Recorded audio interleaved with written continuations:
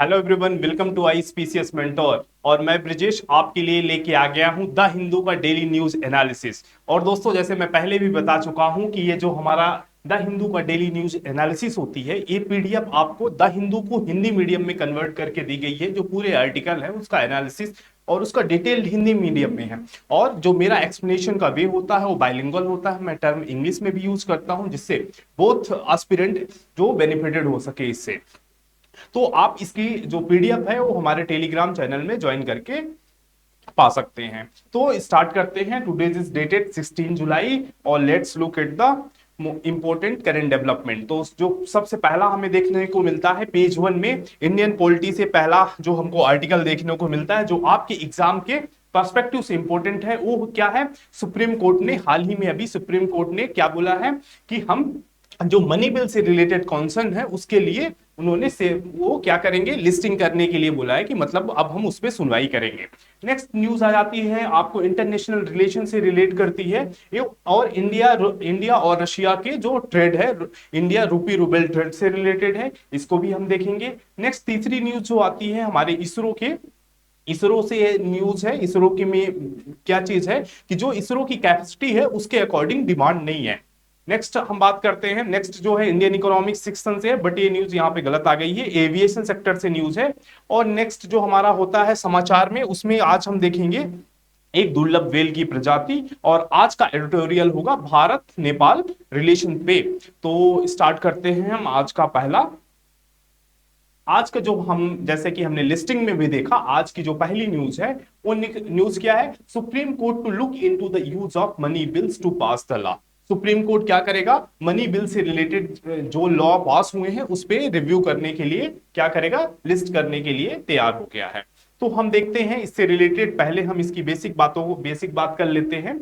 Money, तो आपके exam में ये तो हम बात करेंगे कि अभी कंसर्न क्या है। अभी कंसर्न जैसे हम इस पे बात कर लेते हैं, पहले कॉन्टेस्ट की बात कर लेते हैं कि जैसे कई जो लॉ हुए हैं, जैसे पहली बात हो जाती है मनी बिल की बात आ जाती है। तो बिल क्या होती है? जैसे इंडिया क्या है? पार्लियामेंट्री सिस्टम है। इसमें क्या है, कोई भी विधि निर्माण की प्रक्रिया कैसे होती है कि सबसे पहले हम एक बिल लाते हैं। बिल क्या होता है? कोई जिस पे और बिल को फिर क्या होती है, हम पार्लियामेंट में रखते हैं। पार्लियामेंट पे उस पे first reading, second reading, then discussion होता है, देन पार्लियामेंट के बोथ हाउसेस उसको अप्रूव करते हैं, देन प्रेसिडेंट का क्या मिलता है? असेंट मिलता है, देन वो बिल एक्ट में बनती है। ये तो प्रोसीजर है। अब हम बात यहाँ पे मनी बिल पे कर रहे हैं। तो जो यहाँ पे कॉन्टेस्ट है किस लिए है?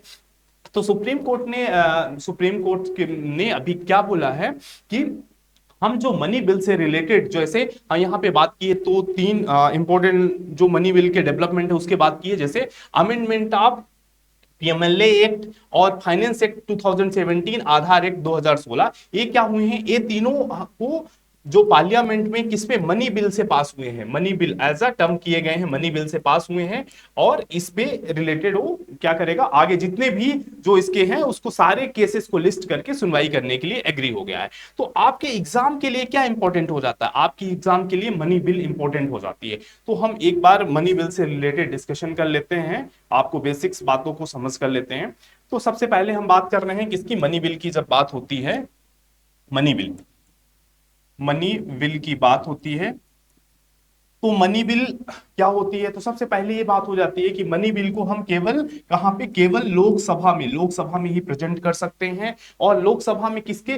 Prior recommendation of prime president के प्रायर रिकमेंडेशन, प्रेसिडेंट के रिकमेंडेशन जरूरी होता है। तो प्रेसिडेंट के रिकमेंडेशन के बाद ये लोकसभा में आती है, ठीक है। और लोकसभा में क्या होती है? पहले ये लोअर हाउस मींस लोकसभा में पास होती है, देन लोकसभा में पास होने के बाद इसको अपर हाउस का मतलब राज्यसभा, अपर हाउस का मतलब राज्यसभा में दिया जाता है। और राज्यसभा में इसके लिए क्या क्षेत्राधिकार राज्यसभा का होता है? तो राज्यसभा केवल 14 दिन का समय होता है। और राज्यसभा इन 14 दिनों में उसको अपनी जो भी उस बिल से, मनी बिल से रिलेटेड उसको कॉन्सर्न है, वो क्या कर सकती है? सजेस्ट कर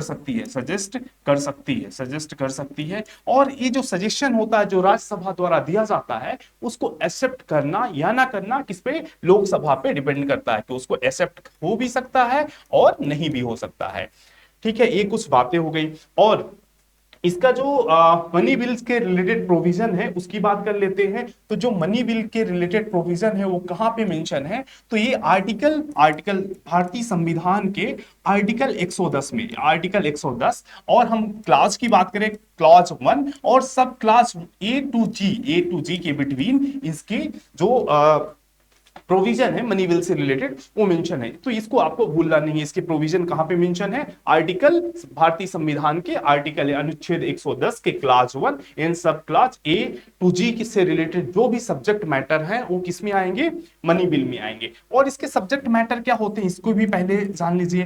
तो कोई भी टैक्स से रिलेटेड, टैक्सेशन से रिलेटेड कोई भी आइटम हो सकता है। अब टैक्सेशन से रिलेटेड क्या हो सकता है, कोई भी जैसे टैक्सेशन के रिलेटेड कोई इंपोजिशन हो, न्यू टैक्स का कोई इंपोजिशन हो, या कि कोई टैक्स को हम रिपील कर रहे हो, हटा रहे हो, कोई टैक्स रिपील कर रहे हो। और क्या हो सकता है, या कोई टैक्स को हम अल्टरेशन कर रहे हैं, मींस उसके रेट में हम बदलाव कर रहे हैं। ये सारे जो मैटर होंगे किससे रिलेटेड होंगे, किसको टर्म करेंगे, हम मनी बिल से टर्म करेंगे। और इसमें क्या जाता है, और इसके अलावा कंसोलिडेटेड फंड ऑफ इंडिया, ये कि कंटिंजेंसी फंड ऑफ इंडिया, इससे कोई भी इस पे अगर इस पे चार्ज एक्सपेंडिचर हो, मींस इससे हम कुछ भी विड्रॉ कर रहे हैं, इस पे जो चार्ज एक्सपेंडिचर हो, या तो इस पे कोई रिसिप्ट हो, या इसमें कोई आइटम को हम ऐड कर रहे हो, उन सब से रिलेटेड कोई भी हम प्रोविजन में अल्टरेशन कर रहे हैं, तो ये उससे कौन सा ये बिल आएगा, उसके लिए मनी बिल टर्म होगा। तो ये तो हो गया हमारा, इस पे जो कंटेंट होते हैं मनी बिल से रिलेटेड वो हो गए। अब यहां पे बात आती है जो इशू क्या है, कि इशू है कि हमने बोला, इशू क्या है कि मनी बिल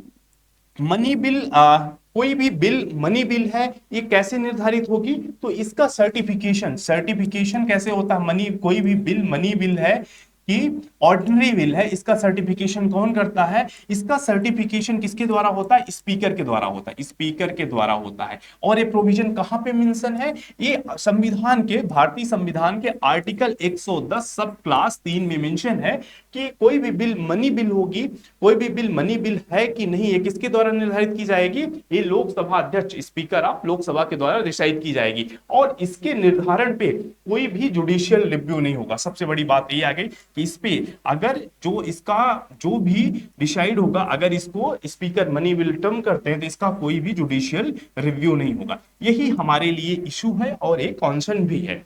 और जो आज के जो आर्टिकल में भी मेंशन किया गया है रिलेटेड इसी में है। जैसे हम बात करें जो जिसको कॉन्टेक्स्ट में रखा गया है, पीएमएलए एक्ट को भी मनी बिल टर्म किया गया। और इसमें किया क्या गया, ये जो बिल लाई गई, amendment of PMLA act, amendment of ये मनी लैंडरिंग से रिलेटेड लॉ को अमेंडमेंट करने के लिए ये बिल आती है। और इसमें क्या प्रोविजन क्या ऐड किया जाता है, इसमें इन्फोर्समेंट डायरेक्ट जो है ईडी को और पावर दी जाती है, और इसको पार्लियामेंट में पास कराया जाता है थ्रू मनी बिल। और दूसरा किसके बात की जा रही है, फाइनेंस एक्ट 2017। इसमें क्या किया गया था, फाइनेंस एक्ट 2017 में करीब 18 प्लस जो है जुडिशियल ट्रिब्यूनल है, 18 प्लस जुडिशियल ट्रिब्यूनल के अपॉइंटमेंट से रिलेटेड अमेंडमेंट किया गया, और इसको भी क्या टर्म किया गया, मनी बिल किया गया। और तीसरा जो रेफरेंस दिया गया है, आधार एक्ट 2016। इसको कैसे मनी बिल में क्या आर्गुमेंट था गवर्नमेंट का कि ये मनी बिल क्यों है, क्योंकि इसमें कहा गया कि ये जो एक्ट लाया जा रहा है वो किसके लिए लाया जा रहा है, सब्सिडी के लिए लाया जा रहा है। बेसिकली क्या है, डायरेक्ट बेनिफिट ट्रांसफर स्कीम को लागू करने के लिए जा रहा है, कि सब्सिडी डायरेक्ट हम बैंक अकाउंट में ट्रांसफर करेंगे, इसलिए आधार एक्ट आ रहा है। और सब्सिडी किससे है, subsidy consolidated fund of India से, मींस गवर्नमेंट से कंसोलिडेटेड फंड ऑफ इंडिया से रिलेटेड है, वहां से पैसा हम विड्रॉ करके सब्सिडी देते हैं, इसलिए इसको मनी बिल टर्म किया गया। तो इस तरीके से एक उस जो डिस्प्यूटेड एक्ट थे जिसको गवर्नमेंट ने as a money bill term करके लोकसभा या कि पार्लियामेंट से पास कराया था। तो ये इंपॉर्टेंट डेवलपमेंट हम देख रहे हैं। तो आपको समझ में आया होगा कि जो अभी इशू क्या है, मनी बिल से रिलेटेड क्यों है।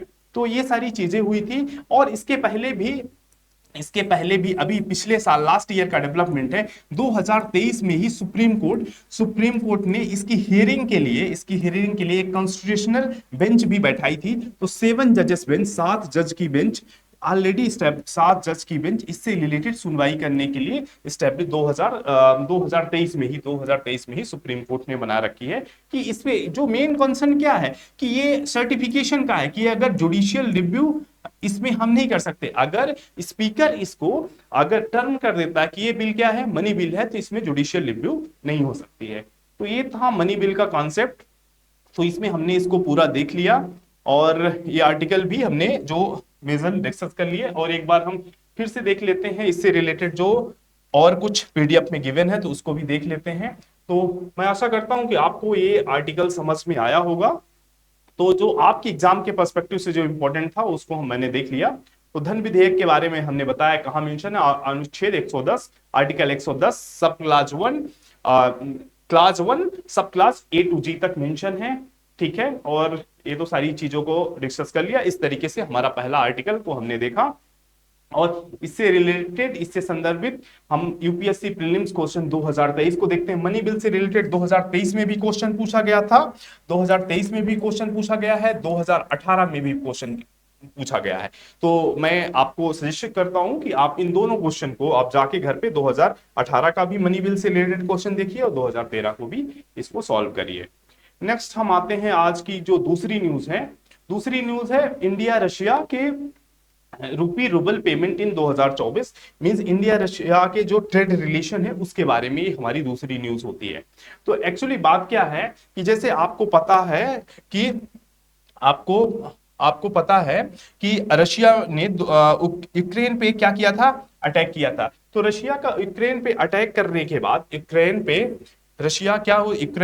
अटैक करने के बाद तो रशिया पे कई तरीके से वर्ल्ड पे सैंक्शंस लगे थे, कई सैंक्शंस लगे थे, जिससे वो क्या रेस्ट ऑफ द वर्ल्ड के साथ ट्रांजैक्शन और ट्रेड नहीं कर पा रहा था। तो इससे हुआ क्या कि इसको क्या इसका पूरा जो ट्रेड है, ये पूरा ट्रेड है इसका पूरी तरीके से क्या हो गया, हैम्पर हो गया, ट्रेड इसका डिस्ट्रप्टेड हो गया, रशिया का ट्रेड डिस्ट्रप्टेड हो गया। जब इसको सैंक्शन लग गया ये वर्ल्ड के साथ, यूरोपियन कंट्रीज के साथ, अमेरिकन कंट्रीज के साथ, अब रशिया ट्रेड नहीं कर सकता था। तो इसके लिए इंडिया के लिए एक अपॉर्चुनिटी दिखी, इंडिया के लिए क्या हुई, एक तरह से अपॉर्चुनिटी रही। तो इंडिया के लिए अपॉर्चुनिटी थी। अब इंडिया के लिए अपॉर्चुनिटी क्या थी, क्योंकि इंडिया क्या करता है, इंडिया क्रूड ऑयल खरीदता है, क्रूड ऑयल खरीदता था। अब हमें क्या हो गया, रशिया से कोई ट्रेड नहीं कर रहा, तो हमारे पास एक चीपर क्रूड ऑयल की क्या हो गया, चीप मतलब एक सस्ते में क्रूड ऑयल मिलने का एक रशिया एक बहुत बड़ा सोर्स हो गया। और इससे बेनिफिट क्या होगा हमारा, जब हमको चीपर क्रूड ऑयल मिलेगा तो हम तो क्रूड ऑयल उतना खरीदते ही, अब हमको सस्ते में मिल रहा है, तो इसका मतलब हमको क्या, हमारा क्या हो रहा था, फॉरेक्स रिजर्व जो हमारा फॉरेन रिजर्व होगा वो क्या होगा, बचेगा, फॉरेन रिजर्व इंक्रीज होगा। तो ये हमारे लिए एक तरह से बेनिफिट था। तो ये तो हमारे लिए बेनिफिट था। और बट ये अभी भी ये क्या है, हमारा अप्रॉक्स जो हमारा ट्रेड हुआ रशिया, अगर हम बात करें इसी कॉन्टेक्स्ट में बात करते हैं तो जनवरी 2023 से अगर हम जनवरी 2024 तक की बात करें, उसमें जो यही बात इसमें आर्टिकल में की गई है, उस ड्यूरेशन में रूपी और रूबल क्या है, रशिया की करेंसी है, रूपी और रूबल का ट्रेड अप्रॉक्स डबल हो गया, अप्रॉक्स डबल इंक्रीज हुआ है। तो ये इसके बेनिफिट थे। बट अभी कॉन्शन है, अब दोनों के लिए एक कॉन्शन है। हम बात करेंगे कि ये ट्रेड में इंडिया का क्या कॉन्शन है और दूसरी तरफ रशिया का भी कॉन्शन है। तो हम बात करते हैं रशिया के कॉन्सन पे। जब हम अभी बात कर रहे थे कि इसके ऊपर सैंक्शन लगा, तो सैंक्शन में एक और हमने बात किया, इसको सैंक्शन लगाने का एक तरीका क्या था, स्विफ्ट, इसको जो इंटरनेशनल जो सेटलमेंट होता है रशिया को इस पे बैन कर दिया गया। ये स्विफ्ट क्या है, स्विफ्ट की बात कर लेते हैं। तो ये स्विफ्ट क्या है, society of society of world wide interbank financial telecom. अब थोड़ी सी बात आप ये स्विफ्ट के बारे में जान लीजिए क्योंकि ये इंपॉर्टेंट है। तो जो इंटरनेशनल ट्रेड होता है उसमें जो सेटलमेंट होता है, सपोज हम किसी कंट्री से, हम रसिया से ऑयल खरीद रहे हैं, इजराइल से वेपन खरीद रहे हैं, यूएसए से कुछ खरीद रहे हैं, तो इन सब जो वर्ल्ड में जो जितने भी हम क्या कर रहे हैं, इंपोर्ट एक्सपोर्ट कर रहे हैं, इसका सेटलमेंट किससे होता है? स्विफ्ट सिस्टम से होता है, जो आज चल रहा है। और ये स्विफ्ट सिस्टम में 200 प्लस कंट्री, 200 प्लस कंट्री हैं, और 1515 कहूं या 1800 प्लस बैंक रजिस्टर्ड है। मींस एक दूसरे कंट्री का सेटलमेंट सिस्टम क्या होता है? स्विफ्ट होता है। अब रसिया को सैंक्शन के बाद स्विफ्ट से क्या कर दिया गया? बैन कर दिया गया। तो स्विफ्ट से जब बैन कर दिया गया तो रशिया और किसी अदर जो और कंट्री है उसके साथ अब ट्रांजेक्शन नहीं कर सकता है, क्योंकि सेटलमेंट ही नहीं होगा। तो रशिया का भी क्या था? रशिया के पास भी क्या ऑप्शन बचा? तो रशिया के पास भी यही था। इसीलिए हमारे लिए भी बेनिफिट हुआ, रशिया के लिए भी हुआ, कि इसमें बात आ गई किसमें? रुपी और रूबल ट्रांजेक्शन की। रुपी रूबल का मतलब both the nation transact with their national currency. अब हर देश, जो भारत अपने जो नेशनल करेंसी रुपी में पेमेंट करेगा, और जो रशिया होगा अपनी नेशनल करेंसी रूबल में पेमेंट करेगी। मींस एक दूसरे का, अगर कोई चीज, मींस हम कोई चीज इंपोर्ट कर रहे हैं अगर, तो हम रशिया को पेमेंट किस पे करेंगे? रुपी पे करेंगे। सेम टाइम अगर हम कोई चीज एक्सपोर्ट कर रहे हैं, जैसे हम एक्सपोर्ट कर रहे हैं, तो रशिया हमको रूबल में पेमेंट करेगा।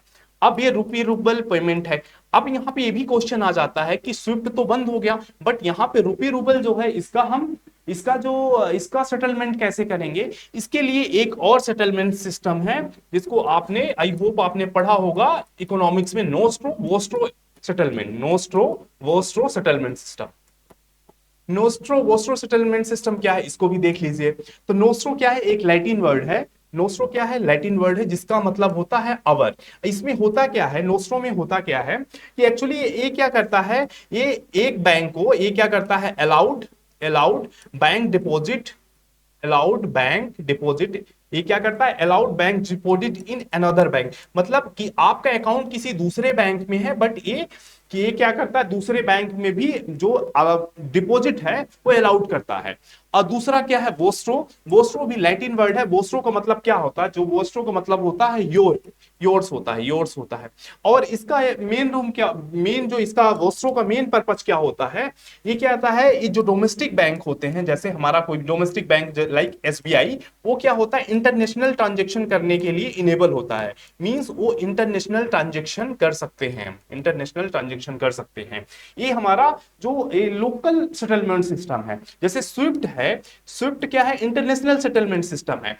अगर स्विफ्ट में कोई बैन हो गया, जैसे अगर हम क्रेडिट कार्ड यूज करते हैं, लाइक वीजा कार्ड, हमारे पास वीजा कार्ड या मास्टरो कार्ड या कि एमएक्स कार्ड, जो कि वर्ल्ड वाइड चलते हैं, मींस हम यहाँ का डेबिट कार्ड हम वहां यूज कर रहे हैं, तो ये कैसे काम करता है? थ्रू स्विफ्ट से ही करता है। इसमें सारे बैंक क्या है? रजिस्टर्ड होते हैं, एक दूसरे का सेटलमेंट करते हैं। अब स्विफ्ट से अगर रसिया बैन है, इसका मतलब रशियन जो ट्रेवलर होंगे, वो अपने जो उनका जो कार्ड होगा वो कहीं वर्ल्ड वाइड यूज नहीं कर सकते हैं। ये तो आपकी एक्सेस जानकारी थी, बट हम बात कर रहे हैं कि हमारा सेटलमेंट कैसे होगा, जो इंडिया रुपी और रूबल में काम कर रहे हैं। तो नोस्ट्रो वोस्ट्रो सिस्टम से हमारा सेटलमेंट हो रहा है। आप समझ गए? नोस्ट्रो क्या लैटिन वर्ड है, जिसका मतलब अवर होता है। ये अलाउ करता है एक बैंक को डिपॉजिट, जो जिसका अकाउंट दूसरे बैंक में है, बट डिपॉजिट एक्सेप्ट करता है, किसी दूसरे बैंक में डिपॉजिट एक्सेप्ट करता है। ये नोस्ट्रो होगा। वोस्ट्रो क्या होगा? ये इनेबल करता है कि आप कोई भी जो डोमेस्टिक बैंक है इंटरनेशनल ट्रांजैक्शन कर सके। तो ये हो गया नोस्ट्रो वोस्ट्रो सिस्टम, जिससे अब सेटलमेंट होगा। अब रशिया का कॉन्सर्न क्या है, जो अभी इसमें भी बात की गई है, आर्टिकल में भी बात की गई है। रशिया में हमने देखा ही है, अभी आपको एक डाटा दिया है कि जनवरी 2023 से लेकर जनवरी 2024 के बिटवीन में इंडिया और रशिया का जो ट्रेड हो गया अप्रोक्स डबल हो गया है। तो रशिया का कॉन्सर्न क्या है? पहले रशिया के कॉन्सर्न की बात कर लेते हैं कि रशिया के पास सरप्लस रुपी है। अब ये सरप्लस रुपी को रशिया कुछ यूटिलाइज नहीं कर पा रहा है। सरप्लस, उसका कॉन्सर्न है कि हमारे पास इतना सरप्लस हो गया, क्योंकि हमारे पास ये अभी हम इतना क्रूड ऑयल परचेज कर रहे हैं, तो हमारा पेमेंट मेजर किस पे हो रहा है? रुपी पे हो रहा है। तो रुपी उसके पास, रशिया के पास क्या है? सरप्लस है। और रशिया की कॉन्सर्न भी है कि हम इतनी जो सरप्लस रुपी है इसका यूज नहीं है, क्योंकि हम जैसे वोस्ट्रो अकाउंट सिस्टम है, उसमें आरबीआई का रिस्ट्रिक्शन है। तो आरबीआई के रिस्ट्रिक्शन क्या है कि जो वोस्ट्रो अकाउंट में एक्सेस मनी है, लाइक अगर सरप्लस रुपी है, तो उसको यूटिलाइज कैसे हम कर सकते हैं? केवल जो नेशनल सिक्योरिटी है, नेशनल सिक्योरिटीज हैं उसी में केवल हम कर सकते हैं। और रशिया नेशनल सिक्योरिटी में इन्वेस्टमेंट करने पर उसको कोई बेनिफिट नहीं, तो ये रशिया का कॉन्सर्न है। अब हम रशिया का कॉन्सर्न की तो बात कर लिया, अब इंडिया का क्या कॉन्सर्न है। इंडिया का कॉन्सर्न वही चीज सेम वहीं पे आ जाती है, जैसे हमने डाटा दिया कि जनवरी 2023 से 2024 के बीच में जो रूपी रूबल ट्रेड है डबल हो गया है, डबल हो गया है। मींस अब हमारा जो बायलेटरल ट्रेड था, बायलेटरल ट्रेड कंटिन्यू इंक्रीज हुआ है, बायलेटरल ट्रेड कंटिन्यू इंक्रीज हुआ है। और हमको क्रूड ऑयल भी क्या हुआ है, क्रूड ऑयल भी क्या मिल रहा है, चीपर मिल रहा है, चीपर मिल रहा है। अल्दो ये होने के बावजूद भी अभी भी भारत के साथ क्या है, एक यही कॉन्सर्न है, अभी अभी भी जो रशिया के साथ जो हमारा ट्रेड है वो ट्रेड डेफिसिट पे है, ट्रेड डेफिसिट में है। Means import is more than export, तो अभी भी ट्रेड डिफिसिट है, यही भारत का कॉन्सर्न है। तो इसके लिए अभी जो इसमें सुझाव दिए गए हैं कि हम अदर सेक्टर में भी अपने ट्रेड को बढ़ाएं, मेजर हम क्रूड ऑयल या कि वेपन तक सीमित ना रह के अदर ऑटोमोबाइल और अदर जो सेक्टर हैं इलेक्ट्रॉनिक और सेक्टर में भी एक दूसरे को इन्वेस्टमेंट बढ़ाएं, जिससे हम इस ट्रेड डेफिसिट को कम कर सकें। तो यही मेजर जो आपके एग्जाम के पॉइंट ऑफ व्यू से जो इंपॉर्टेंट डिस्कशन था, तो ये हो गया, ये हमारा क्या हो गया, आज का जो दूसरी न्यूज थी उसको हमने देख लिया। तो नेक्स्ट बात करते हैं, हम नेक्स्ट न्यूज पे आते हैं। नेक्स्ट न्यूज है ये, इसको कॉन्टेक्स्ट बता देते हैं। ISRO has a problem, money rockets but too few satellite to launch. अभी अभी इसका स्टेटमेंट था, अगर हम बात करें तो इसी में हम देखते हैं, ये जो अभी जो इसरो चीफ का अभी स्टेटमेंट था, अगर इसी में हम डिटेल की बात कर लेते हैं कि अभी जो इसरो चीफ का स्टेटमेंट था, उन्होंने बात किया कि जितना इसरो के पास जितनी कैपेसिटी है, अगर हम टोटल बात करें इसरो के पास जितनी कैपेसिटी है, उस कैपेसिटी का जो प्रेजेंट जो डिमांड है, इस डिमांड के 3 टाइम्स मोर क्या है, कैपेसिटी है इसरो के पास। मींस जो कॉन्सर्न है इस आर्टिकल में, वो आर्टिकल किस पे बेस्ड है कि हमारे पास कैपेसिटी ज्यादा है बट हमें मार्केट में उतनी डिमांड नहीं है। और ये तो चीज हुई। अब इससे रिलेटेड जो आपके एग्जाम के पॉइंट ऑफ व्यू से इंपॉर्टेंट है उसको देख लेते हैं। तो इसमें आपके लिए आपके लिए जो इंपॉर्टेंट है ये बात कर लेते हैं। तो जो अभी हमारे पास यहाँ पे लॉन्च व्हीकल्स की बात की गई कि हमारे पास जो लॉन्च व्हीकल है और इतनी मात्रा में है, तो हम सबसे पहले यहाँ पे आ जाता है कि लॉन्च व्हीकल के बारे में कुछ जान लेते हैं। लॉन्च व्हीकल लॉन्च व्हीकल और दूसरा क्या होता है, रॉकेट। तो हम सबसे पहले बात करते हैं कि अभी लॉन्च व्हीकल, तो हमारे पास कौन कौन सी लॉन्च व्हीकल है ये आपको पता होना चाहिए। तो हमारे पास एसएसएलवी है। एसएसएलवी क्या होता है, स्मार्ट लॉन्च व्हीकल है, स्मार्ट लॉन्च व्हीकल है जिसमें छोटे छोटे, जैसे हमने कई जो वर्ल्ड के अदर देशों के आपने न्यूज में कई देखा हो कि हम कई छोटे छोटे 200-300 उपग्रह को एक साथ ले गए, तो छोटे छोटे उपग्रहों को ले जाने के लिए स्मॉल सैटेलाइट लॉन्च व्हीकल है ये। और इसको हम बात करें कि ये एक क्यों इंपॉर्टेंट हो जाती है कि ये बहुत ही कॉस्ट इफेक्टिव है। जो एसएसएलवी है वो बहुत ही कॉस्ट इफेक्टिव है, और कॉस्ट इफेक्टिव के साथ साथ हम इसमें कितनी इसकी स्मॉल कह रहे हैं क्योंकि अप टू 500 केजी तक का ही आइटम ये हम ले जा सकते हैं थ्रू एसएसएलवी। दूसरा एसएसएलवी के अलावा और हमारे पास कौन सी लॉन्च व्हीकल है, PSLV, polar satellite launch vehicle. और टिल नाउ अब तक की मोस्ट रिलायबल लॉन्च व्हीकल है इसरो की पीएसएलवी। और ये पीएसएलवी की बात जब हम कर रहे हैं तो पीएसएलवी की बात हम इस पे कर रहे थे, ये सबसे मोस्ट रिलायबल है जिसमें 52 प्लस सफल हमने प्रक्षेपण किया है थ्रू पीएसएलवी से हमने 50 प्लस। और कब से कर रहे हैं, 1994 से पीएसएलवी से हम अब तक का ये हमारा रिलायबल बना हुआ है। कब का है, 1994 हम फर्स्ट टाइम यूज किए थे, उसके बाद 52 प्लस। और कुछ इंपॉर्टेंट जैसे हमने लॉन्च भी किया, जैसे हम जब बात करते हैं चंद्रयान की बात करते हैं, तो चंद्रयान और मास ऑपरेटर मिशन जो मॉम मिशन है उसको भी हम किसी पीएसएलवी के थ्रू ही लॉन्च किए थे। तो ये इस तरीके से हम देखते हैं। और नेक्स्ट कौन सा है पीएसएलवी के अलावा, और तीसरा हमारे पास कौन सा है, जीएसएलवी है। और जो पीएसएलवी की जो हम बात करते हैं, तो पीएसएलवी की जो हम कैपेसिटी की अगर हम बात करें, पीएसएलवी की अगर हम कैपेसिटी की बात करते हैं तो इसकी कैपेसिटी क्या है, up to 10,000 KG, up to नहीं, अगर हम इस पे बात कर लेते सबसे पहले, पीएसएलवी तो हो गया, जीएसएलवी की बात कर लेते हैं, जीएसएलवी की पहले बात कर लेते हैं, देन इसको कंपेयर करेंगे। तो जीएसएलवी का जो जीएसएलवी क्या है, जीएसएलवी, इसके बाद हमने बात किया एसएसएलवी, पीएसएलवी, इसके बाद जीएसएलवी। तो जीएसएलवी में कितना है, up to 10,000 KG, up to 10,000 KG तक के वेट को ये लिफ्ट कर सकती है। और ये कहां के लिए बनी है, लो अर्थ ऑर्बिट के लिए बनी है, लो अर्थ ऑर्बिट के लिए बनी है। और इसको हम यहाँ पे थोड़ा पेज कम है, मैं पेज में आपको इसको बता देता हूं, पेज में करके बता देता हूं कि जो देखिए, अगर हम बात कर रहे हैं किसकी किसकी बात कर रहे हैं, जीएसएलवी की।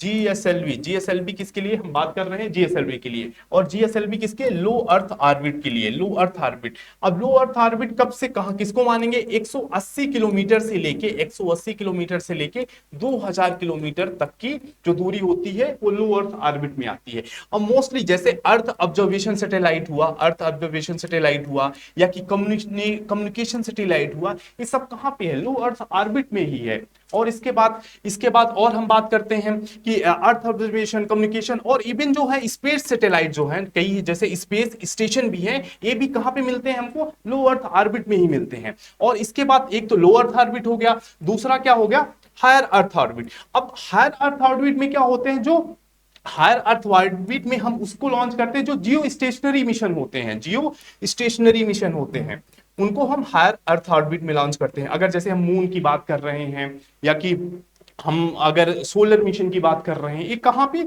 ये सब आ रहे हैं, ये हाई अर्थ ऑर्बिट में आ रहे हैं, जियो स्टेशनरी ये हैं। नेक्स्ट हम बात कर रहे हैं अप टू कहां तक, ये 36,000 किलोमीटर तक है, 36,000 किलोमीटर तक है। और ये तो है, तो हमने बात किया हमारे पास कौन कौन से लॉन्च व्हीकल है, एक एसएसएलवी की बात किया, दूसरा हमने पीएसएलवी की बात किया, और तीसरा जीएसएलवी की बात किया। और कहां तक है, और वेट की बात किया कि जैसे जीएसएलवी कब तक, कितने किलोमीटर, कितने वेट तक है, तो 10,000 किलोमीटर तक है। ये इंपॉर्टेंट फैक्ट को आपको ध्यान रखना होगा। और अगर हम बात करें कि इससे अगर हायर वेट का हमको करना हुआ, तो दोस्तों अभी भी इससे हायर वेट के लिए हम अदर नेशन पे डिपेंड है। जैसे अभी हमने फाल्कन 9 का यूज किया था, तो इसके अदर के लिए अभी भी हम दूसरे नेशन पे डिपेंड है। पर ये हमारी अभी हम बात कर रहे थे जैसे कैपेसिटी की बात कर रहे थे। तो ये तो हो गया कुछ बेसिक फैक्ट। अब हम पीडीएफ में देख लेते हैं इससे रिलेटेड जो और कौन सी इंपॉर्टेंट है। तो इसमें जो बात किया गया है, इसमें क्वेश्चन भी था आर्टिकल में कि हमारी इस पे नीड पे बात की गई थी कि जो हमारी कैपेसिटी है उतना हमारे पास डिमांड नहीं है, तो डिमांड के लिए हमारे पास क्या चैलेंजेस है, चुनौतियां हैं, वो हमारे इसमें गिवन है। आप देख लीजिएगा। जैसे मुख्यतः हमको क्या करना होगा, हमको इसमें और लोगों को एजुकेट करना होगा, अपनी सर्विसेज के बारे में और बताना होगा, ये सारी चीजें हैं। आप एक बार इसको गो थ्रू हो जाइएगा थ्रू पीडीएफ। अब हम अपने नेक्स्ट आर्टिकल की तरफ बढ़ते हैं, नेक्स्ट आर्टिकल की तरफ बढ़ते हैं, और इसको देख लीजिएगा। यूपीएससी 2016 का क्वेश्चन है जो मंगलयान पे है। आप इसकी प्रैक्टिस करिएगा और इसका आंसर आप कमेंट बॉक्स में जरूर दीजिएगा। नेक्स्ट हम बात कर रहे हैं, नेक्स्ट आर्टिकल हमारा है, हाँ नेक्स्ट है एविएशन सेक्टर पे है। और ये आपके एग्जाम के पर्सपेक्टिव से उतना इंपॉर्टेंट नहीं, इसलिए हम इस पे थोड़ा डिस्कशन करके आगे बढ़ेंगे। अब इसमें जो न्यूज है उसको देख लेंगे। Need stronger aviation ecosystem to brace the fleet doubling 5-6 year. हम देख रहे हैं कि जब से जो प्राइवेटाइजेशन हुआ है एयर इंडिया का, उसके बाद टाटा सन्स के लेने के बाद इसका ग्रोथ हुआ है। अगर हम ग्रोथ की बात करें तो यहाँ पे ग्रोथ के नंबर्स की बात हम देख लेते हैं। यहाँ पे बात करते हैं कि कैसे ग्रोथ को हम कैसे देखते हैं कि एयर इंडिया ने 407 विमान का ऑर्डर किया है, मतलब ग्रोथ देखते हैं। 470 विमान का ऑर्डर कितना किया है, एयर इंडिया ने किया है। इंडिगो ने 370 विमान का किया है। मींस हम देख रहे हैं कि 2030 तक 700 विमानों के बेड़े को दुगना कर सकता है। अभी हम इस पे डबल करने के, अप्रॉक्स डबल करने के लिए है। और ये हमारी जो कॉमर्शियल फ्लाइट है, अप्रॉक्स डबल होने की जो पॉसिबिलिटीज हैं हम देख रहे हैं। तो हमारा ये क्या हो रहा है, एक तरह से एविएशन सेक्टर जो है, सेक्टर का हम डेवलपमेंट देख रहे हैं यहाँ पे। तो आपके एग्जाम में आपको किसको, जैसे ऐसे आर्टिकल हैं, आपको क्या देखना है, आपको एविएशन इंफ्रास्ट्रक्चर देखना है, हमारा क्या डेवलपमेंट हुआ और इसके क्या प्रोस हैं, क्या चैलेंजेस हैं, और क्या इसके वे फॉरवर्ड हो सकते हैं, आगे की राह क्या हो सकती है जो हम चुनौतियों को इससे कर सके। तो इसमें कुछ चीजों को पीडीएफ में मेंशन है, आप एक बार इससे पीडीएफ से गो थ्रू हो जाइएगा। और जो मेजर बातें थी तो वो हमने डिस्कस कर लिया है। और इसी से रिलेटेड एक हम यहाँ पे क्वेश्चन देख लेते हैं, और इस क्वेश्चन को आप प्रैक्टिस करिएगा और इसका जवाब दीजिएगा। कोई डाउट हो तो कमेंट के माध्यम से हमको अवगत कराइएगा इससे।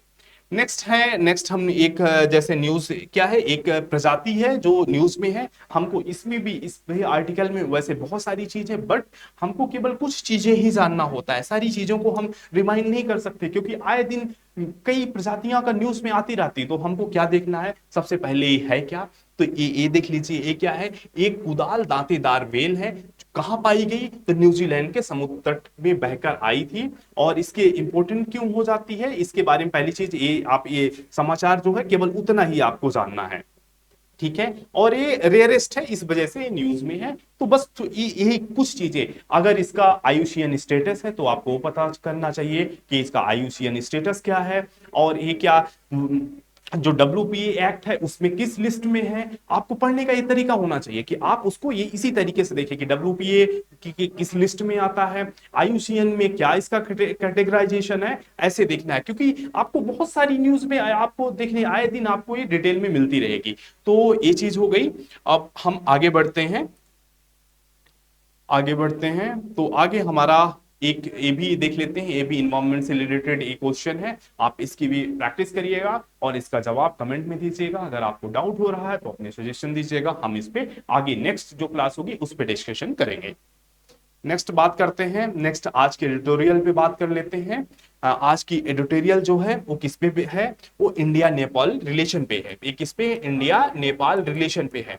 और आपने हाल ही में देखा ही है कि अभी कुछ दिनों में नेपाल में पॉलिटिकल डेवलपमेंट हुआ है। पॉलिटिकल डेवलपमेंट में क्या हुआ है कि अभी जो सरकार थी, जो एग्जिस्टिंग गवर्नमेंट थी, वो नो कॉन्फिडेंस मोशन में हार चुकी है। मींस वहां पे सरकार, अभी इसके पहले पुष्प कमल दाहल थे, अब केपी शर्मा ओली, अब क्या है, केपी शर्मा ओली इस समय जो प्राइम मिनिस्टर बन गए हैं। अब उनसे क्या प्रोस हैं, क्या कॉन्स हैं, और इसमें बात किया गया 2015 के जो लॉकडाउन था उस पर बात किया गया। तो एक्चुअली कुछ हम बेसिक जो हमारे रिलेशन की जो हम ज्योग्राफिक एस्पेक्ट पे बात करते हैं, जियोग्राफिक या कि कल्चरल एस्पेक्ट पे जब हम बात करते हैं तो कुछ चीजों को देखते हैं।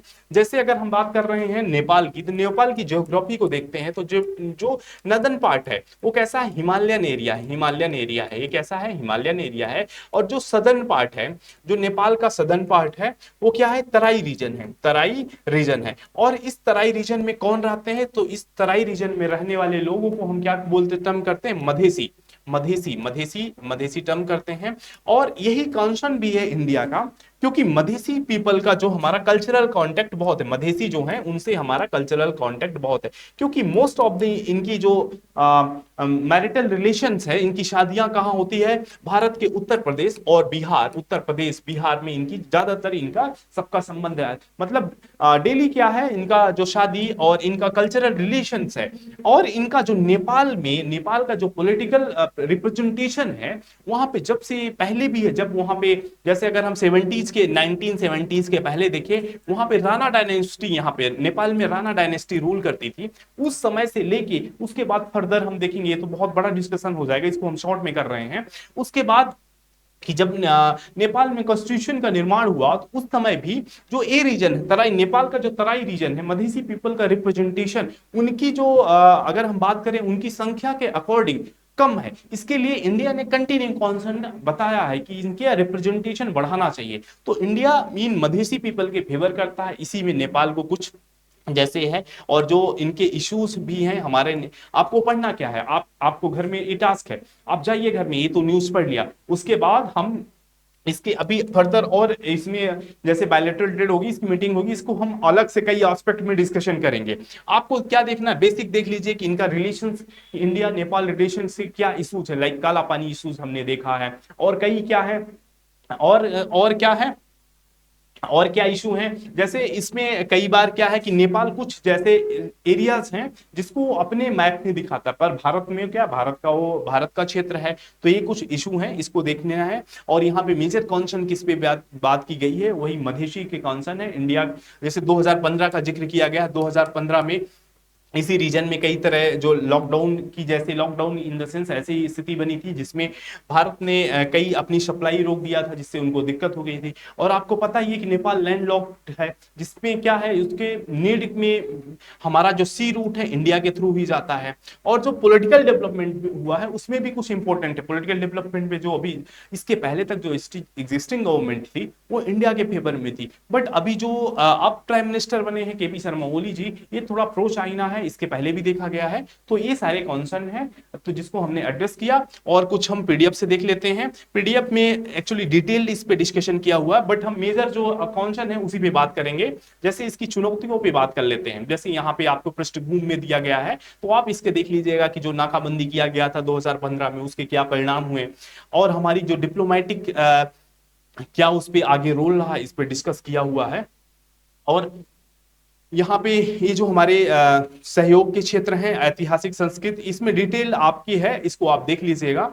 और जो सहयोग के क्षेत्र हम देख रहे हैं कैसे, रक्षा सहयोग में, आपदा प्रबंधन में, इंफ्रास्ट्रक्चर में, और जल संसाधन सहयोग, ये हमारे एजुकेशन में, कल्चरल रिलेशन में, ये सारे क्या है हमारा जो नेपाल के साथ भारत का सहयोग है उसके बारे में। अब चुनौतियां कैसे हैं, जैसे शांति और मैत्री संधि के मुद्दे हैं। जैसे भारत और नेपाल के मैत्री 1950 की शांति और मैत्री संधि हुई थी, जिसमें क्या 1950 की शांति और मैत्री संधि की जो विशेष बातें थी उसमें क्या था, ओपन बॉर्डर था। ओपन बॉर्डर था मींस भारत और नेपाल के एक दूसरे के लिए आने जाने के लिए हमको क्या है, वीजा की नीड नहीं थी, ओपन बॉर्डर था। और क्षेत्रीय भी एक तो एक था। इस ये मुद्दे हैं कि कंटिन्यू बने रहे। कई बार इसमें इसी के थ्रू हमने देखा है कि कई बार टेररिज्म की घटनाएं हुई हैं, इस पे कैसे कंट्रोल किया जाएगा। दूसरा क्षेत्रीय विवाद को हम देखते हैं, तो कुछ अंश जैसे काला पानी हमने बात किया है, जैसे एक हो गया काला पानी, जैसे कुछ क्षेत्र नेपाल किन क्षेत्रों में अपना हिस्सा मानता है, जबकि भारत को ब्रिटिश औपनिवेशिक शासन से विरासत में मिले हुए हैं, ये इशू है। तीसरा इशू क्या है, चीनी हस्तक्षेप। चीनी हस्तक्षेप पिछले कुछ वर्षों में हम देख रहे हैं कि जो चाइना का निवेश है, निवेश सहायता और ऋण क्या हो रहा है, बढ़ रहा है। तो ये क्या, बेल्ट इन रोड पहल के माध्यम से नेपाल की बुनियादी ढांचा परियोजनाओं में चीन की भागीदारी बढ़ती जा रही है, जो हमारे लिए कंसर्न का विषय है। नेक्स्ट हम देखते हैं सुरक्षा का खतरा, सिक्योरिटी का पर्पज कैसे है। जैसे नेपाल के बीच क्षेत्रपूर्ण और खराब तरीके से संरक्षित सीमा, आतंकवादी समूहों को हथियार, गोला बारूद, प्रशिक्षित सदस्यों और नकली मुद्रा की तस्करी, जैसे जाली नोट की जो तस्करी, ये सब क्या है, नेपाल रूट का यूज किया जाता है। तो ये हमारे लिए इशू है। नेक्स्ट हमारा जो है विश्वास की कमी आई है, इसमें ट्रस्ट डेफिसिट हुआ है, ये हमारे क्या है, इशू है। और ये तो हमने मेजर इशू देख लिया। और आपके इसके आगे की राय क्या है, यही देखना है, यही आपके लिए इंपॉर्टेंट है, कैसे हम जो भारत और नेपाल के रिश्ते हैं और मजबूत बना सकते हैं। तो आगे की राय, जैसे जल मुद्दों का समाधान, तो जल मुद्दों के समाधान के लिए हम अंतरराष्ट्रीय कानून इस मुद्दों को हल करने के लिए कूटनीतिक वार्ता का मार्गदर्शन कर सकता है, जो हमारे लिए जल है। जल मुद्दों का जो समाधान कैसे हो सकते हैं, अंतरराष्ट्रीय कानून के थ्रू हम इसको कर सकते हैं। नेक्स्ट बात आती है आगे, हम निवेश, हम भारत में अपने निवेश को और बढ़ा के, जैसे हमने बात किया कि चाइना का निवेश बढ़ रहा है, तो हम अपना निवेश और बढ़ाना चाहिए और परियोजनाओं को और अधिक तेजी से पूरा करना चाहिए, जिससे स्थानीय लोगों को लाभ पहुंचने वाली परियोजनाएं भारत की सकारात्मक छवि बनाने में मदद करेंगी। जैसे जब हम वहां पे जो इन्वेस्टमेंट कर रहे हैं, जो हमारा डेवलपमेंटल प्रोजेक्ट का कार्य चल रहा है, अगर जल्दी पूरा होगा तो वहां के जो निवासी हैं उसमें भारत में क्या होगा, एक तरह से भारत के लिए सकारात्मक पॉजिटिव छवि बनने का आसार है। नेक्स्ट चीन का मुकाबला, तो चीन के प्रभाव को देखते हुए सरकार आर्थिक सहयोग में बाधा डालने वाली चुनौतियों का तुरंत समाधान करना चाहिए और दोनों देशों के विकास के लिए बढ़ावा देना चाहिए। नेक्स्ट सीमा विवाद है, एक जो इशू था, उसके लिए हमको क्या करना चाहिए, यथार्थवादी रियलिस्टिक समाधान तलाशने चाहिए। और भारत और बांग्लादेश के बीच सीमा विवाद, जैसे भारत और बांग्लादेश के बीच भी तो हमारा सीमा विवाद था, हमने कैसे समाधान किया है, उसी तरीके से नेपाल के साथ भी समाधान करना चाहिए। तो दोस्तों इस तरीके से आज की हमारी जो इंपॉर्टेंट न्यूज थी उसका डिस्कशन हमने कर लिया।